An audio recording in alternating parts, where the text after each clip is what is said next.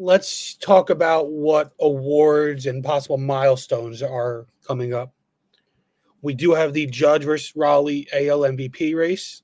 That's something that we're going to have to talk about a lot. Last week seemed like Raleigh might run away with it. Now it seems like it's a lot closer. Yeah, I mean, it's definitely closer. It all comes down to what you value. And I'm going to drive Corey up a wall when I bring this up here. And there's probably going to be a tangent to go along with it because this MVP race is Ryan Braun versus Buster Posey. Who's who? You know who's who. No. One of the guys is a catcher, having a historic catcher season. And the other one is a way better player. Having a better season. Having an all-time season. Yep, but one of the guys is a catcher. I think we're past that. You think we're past that, but if Cal Raleigh was a first baseman, this wouldn't be a conversation. I will say that. If Cal Raleigh was a first baseman, this award race wouldn't be a conversation. Aaron Judge is nearly batting a full 100 points better than Cal Raleigh. That is astronomical. It's 50 homers to 43 and 107 RBIs to 97. Those are pretty close. Aaron Judge has a 7.4 WAR at this point in time. I got to pull up Cal Raleigh's here. 1 second. He has a 5.6, a 932 OPS for Raleigh, a 1.117 for Judge. That's a huge difference in OPS. Everything about this race, other than the fact that Cal Raleigh is a catcher with 50-plus home runs, screams Aaron Judge is your MVP. Do I think he will win the award? I don't know. This also brings me back to Judge's rookie year, that 2017 race versus Altuve, where Judge was leading in virtually every category but batting average, and Altuve got the nod. So it would be pretty funny and fitting if Judge finally wins a batting title with over 40 home runs and just doesn't win the MVP. Yeah, home runs.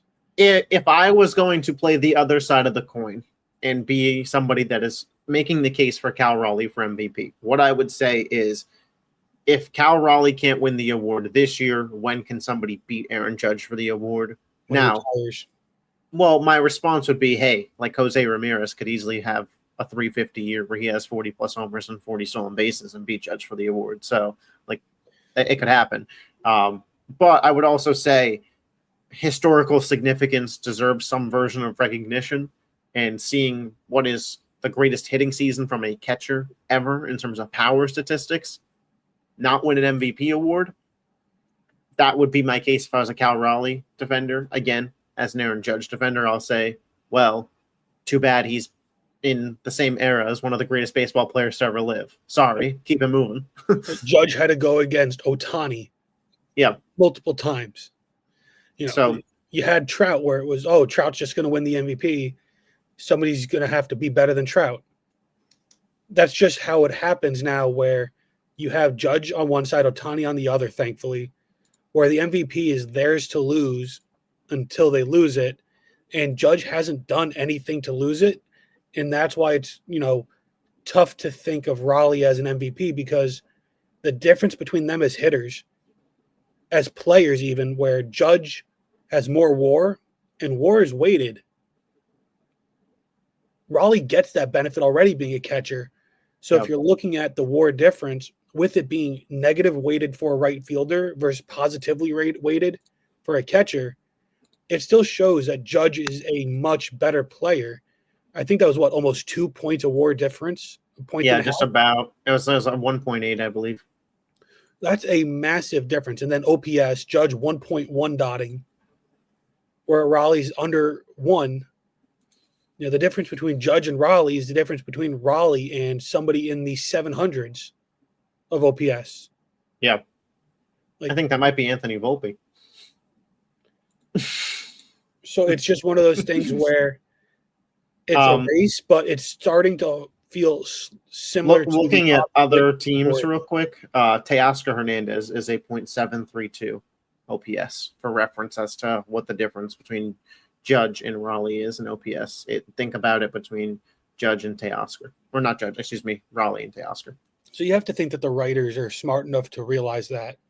And then on the flip side, going to the National League side of things, Ohtani versus Schwarber versus Trey Turner for MVP. Yeah, I've removed Pete Crow Armstrong from this. He's been pretty bad. I don't think he's really got a shot anymore. So between those three guys, why is Ohtani the favorite? Why is it not Schwarber? I got to be honest. I don't know. Schwarber is my favorite to win the award. That's who I would vote for if I had a vote. Ohtani, some of the things that separate him just aren't there this year. He has pitched, not well. So, I mean, do we just give him the benefit for going out on the mound at this point in time? We talked about this at an extent, I believe, a month ago, where it's like, just because you pitch, okay, but you got to be good for it to matter. Schwarber could go out on the mound every fifth day and get booted out of there, like no problem if that's what it takes. The stolen base numbers aren't there for Ohtani, just 17 this year. Like, that's not a separator, especially in today's day and age of baseball.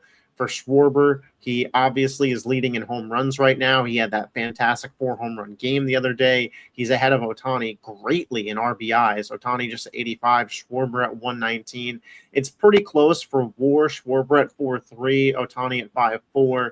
Ohtani's OPS is 986 and Schwarber's 943. So we're pretty close there. 245 batting average for Schwarber, and we're at a 276 for Ohtani. So listen, if your vote is for Ohtani, I do understand it, and maybe it's a little bit of voter fatigue for me, but when given an opportunity where somebody's neck and neck with Ohtani and their team is better and they do play the same position, I will lean Schwarber in this instance.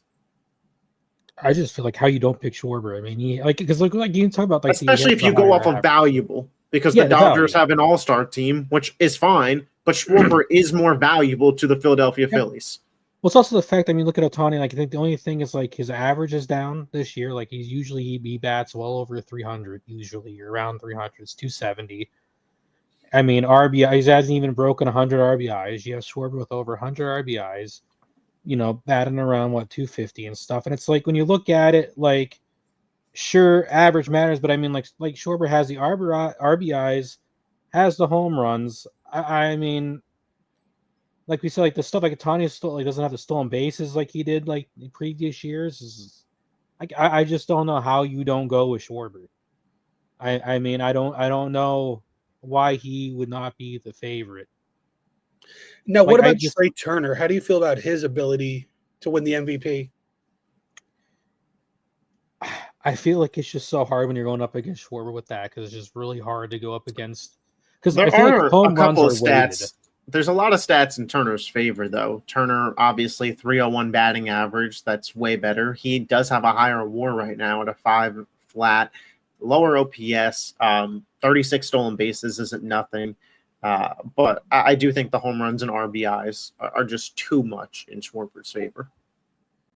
I think if Turner had like closer like home run wise or RBI wise, like it would probably be Turner. I mean, Trey Turner has half the RBIs as Schwarber. It's not even like obviously the pop isn't going to be there the same, but we're talking half RBIs. Yeah, but I mean, if that was closer, like I feel like you would go Trey Turner because he would tick off all the boxes. Then if he had the RBIs, the home runs, the average stolen bases, the WAR and stuff, but just I feel like not having the home runs and RBIs is just too big of a gap. And also narratively, like it's Kyle Schwarber. Like that's like when you think of Phillies this year, you're thinking Schwarber. Well, I mean in the All-Star game too. Yeah. Like you think like it's Schwarber's. Schwarber has the moments this year. The walk-off in the Derby at the end of that All-Star game, the 4 home run game that we just talked about. Like the Phillies are riding the momentum of Kyle Schwarber, and hell of a year to have this kind of year, because back up that Brinks truck. They got to pay the man. Now, how about Skubal versus Crochet for the AL Cy Young? Oh, I feel like we talked about it a couple weeks ago, and I think Dylan and I both said Ball, and we're pretty firm on him. I do still lean Scooble, but I do want to give Crochet his fair look here in terms of just talking about the numbers. Scooble's 12-4, Crochet's 14-5. I know win-loss record for some reason is a forgotten stat when it comes to starting pitchers, but I still think it matters. Scooble with the 2.18 ERA, 216 strikeouts. Crochet 2.4 ERA, 214 strikeouts, and then the WHIP for Scooble 0.87, the WHIP for Crochet 1.06. So by whichever one of the main metrics you look at, Scooble is having the better year, and he's 12-4. Crochet does have more wins, but he's 14-5. So, I would pretty firmly vote for Tariq Scooble here, but Crochet had a hell of a season. Now, Judge is looking to win the batting title, like we said before. That would be pretty cool for him to have. It would be just very surprising that he doesn't lead the league in home runs, which is what he tends to do. Judge is hitting 324. He's 18 points up on Bo Bichette. Do we think Judge can pull off his first career batting title? Yeah, I'm seeing on ESPN Jacob Wilson at 318. He's not a qualified hitter. Will he become one? I don't believe so. I think he was hurt for too long. Okay. Then I would say that Judge will likely hold on to this. I would believe so. As long as he stays healthy over the next month. Let me just double check that about Jacob Wilson. I'm seeing 103 games played. I don't know if you know the number off the top of your head that they have to play. Or if it's an at-bats thing, because he has 406 at-bats currently.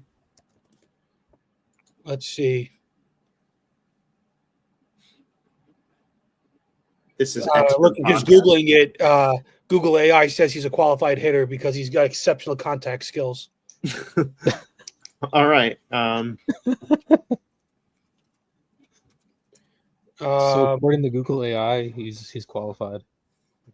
Yeah. It looks like you need 3.1 plate appearances for every team game played, which amounts to a total of 502 plate appearances. Right now, looking at Jacob Wilson, he has 406 at-bats, so he would have to get up to 502 over the next month if they play 30 games, and if he were to take 3 at-bat, it would, he's probably not going to be there unless they have some long games. On the quick math, he's probably going to get to about 85, 90 plate appearances, and he needs to get about 100. So, right.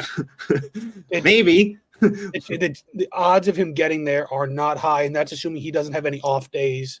But you're also assuming that I don't know, if he's their leadoff hitter, I'd imagine more often than not that he'll eventually squeak in some 4 at-bat games. It's going to be close for Wilson to qualify, but again, he's at 318 and Judge is at 324, so that's a lot closer. And with the less at-bats that he has, each hit is worth more for him than it is for a Bo Bichette. Each miss is also, worth more. A lot more. So we'll see. High stakes poker. I would bet on Judge at this point, but based on the quick podcasting math we just pulled off there, I'm not counting out Jacob Wilson. Now Cal Raleigh's at 50 home runs. Can he hit 60? And he's also on pace to break the record for switch hitters at 54 home runs set by Mickey Mantle. How do we think about him doing that? I think 54 is way more likely than 60. Again, they have they have not a tough schedule. Dodgers, Astros, Royals, Rockies, Braves, Angels, Cardinals, Rays. Those are the teams that they face. Obviously, he's a switch hitter, so it's kind of hard to think about just what ballparks he'll be at in terms of that sense, because the dimensions change depending on who he's facing and what day, etc. I don't think 60. I think close. I think maybe 57, 58. It's like 10 home runs in a month? Yeah. It's not I feel like that's not out of the realm of possibilities. They have 24. They have 24 games left, so that'd be what are we doing there? That'd be 1 every 2.5 games. Yeah, which he just hasn't been doing recently. Yeah. So but I feel like you have a get there. Well, you get like a multi-homer game somewhere in there, Yeah, I mean, which I think he's capable of. He definitely can do it. Now, who's got a better chance to hit 60 at the rate they're playing right now, Schwarber or Raleigh? Schwarber's at 49. I would say Schwarber. Probably. I think so too. Thing is, though, I think he's a hotter bat. He has been, but he was in a little bit. I think he was like 0 for 20 or something recently, though, too, or something like that. Like not this past week, but I think he was having some. He was cold for a little bit. I will bet on Schwarber over Cal Raleigh any day of the week when I'm getting them at basically an even spot. But yeah, Schwarber has been, I think, the hotter bat like overall this season. So it's hard not to say him. But he has cooled off a little bit. Now, this is more just some fun stats that we could see happen before the end of the year. Mike Trout's at 398 home runs. Could we see Trout get his number 400? Oh, yeah. Like that. Salvador Perez is at 296, looking for 300. He's also at 993 RBIs, looking for 1,000. It's tough. Like the RBIs probably more likely than the home runs, maybe. It's tough. That's tough for me. What do you think? I want to be an optimist and say that he gets the RBIs. I'm struggling to see the home runs, but I'll go opposite of John just so we have something on each side. And then Giancarlo Stanton's at 446 home runs. Yeah, I think he'll probably get to 500 by the end of the year, too. No, Stanton is swinging a mean bat, and he's virtually playing every day now because of Judge DHing. So I think Stanton to get 4 home runs in the month of September. Yeah, that feels likely. And that puts us in depending on how he ends the year, that puts us in a very interesting conversation about next year, or really in the next year and a half, about when and if he can get to 500. Yeah, and if he gets to 500, we'll have the conversation then. But to me, Hall of Fame lock. Let's go on. To me, should be. Should be at 500.